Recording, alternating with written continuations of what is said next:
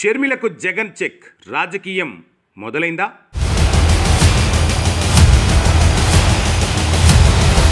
ఆంధ్రప్రదేశ్ రాజకీయాలు ట్విస్టులతో ఎప్పుడూ ఆసక్తికరంగానే ఉంటాయి.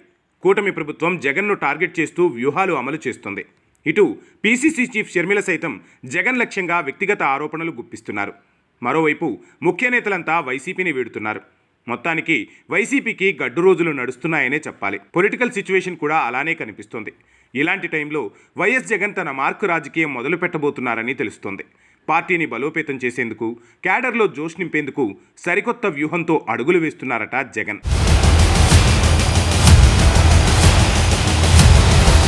ఓవైపు జిల్లాల పర్యటనలకు ప్రణాళికలు రచిస్తూనే మరోవైపు పొలిటికల్ గేమ్కు తెరతీశారు జగన్. పీసీసీ చీఫ్ సీటు నుంచి షర్మిలను తప్పించేందుకు జగన్ స్కెచ్ వేసినట్టు పొలిటికల్ సర్కిల్లో టాక్ వినిపిస్తోంది.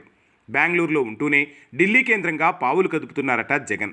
కూటమి నేతలతో పాటు షర్మిల ప్రతి సందర్భంలోనూ జగన్ను టార్గెట్ చేస్తూ వస్తున్నారు. దీంతో కూటమి నేతలతో పాటు షర్మిలకు కూడా చెక్ పెట్టాలని జగన్ డిసైడ్ అయినట్లు కనిపిస్తున్నారు.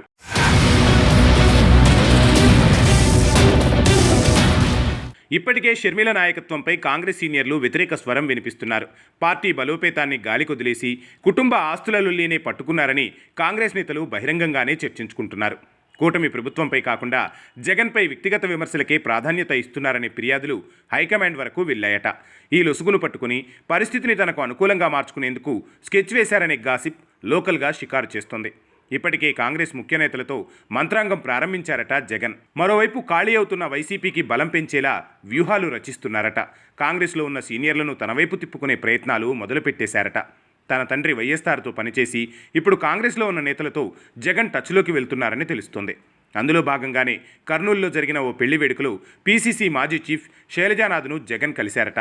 ఆయనతో పాటు 8 మంది కాంగ్రెస్ సీనియర్లు వైసీపీ తీర్థం పుచ్చుకునేందుకు సిద్ధమైనట్లు తెలుస్తోంది. వీరంతా కూటమిలోకి వెళ్లడం ఇష్టం లేక, షర్మిల నాయకత్వంలో పనిచేయలేక అసంతృప్తిగా ఉన్నారట. ఇదే సమయంలో వాళ్లను జగన్ వైసీపీలోకి ఆహ్వానించడంతో ఆ నేతలు కాదనలేకపోయారని సమాచారం. మరి ఈ పరిణామాలు, జగన్ వ్యూహాలు షర్మిల రాజకీయానికి చెక్ పెడతాయా? వైసీపీకి ఈ పరిణామాలు కలిసొస్తాయా అనేది ఇప్పుడు ఆంధ్రప్రదేశ్ పొలిటికల్ సర్కిల్స్లో చర్చగా మారింది.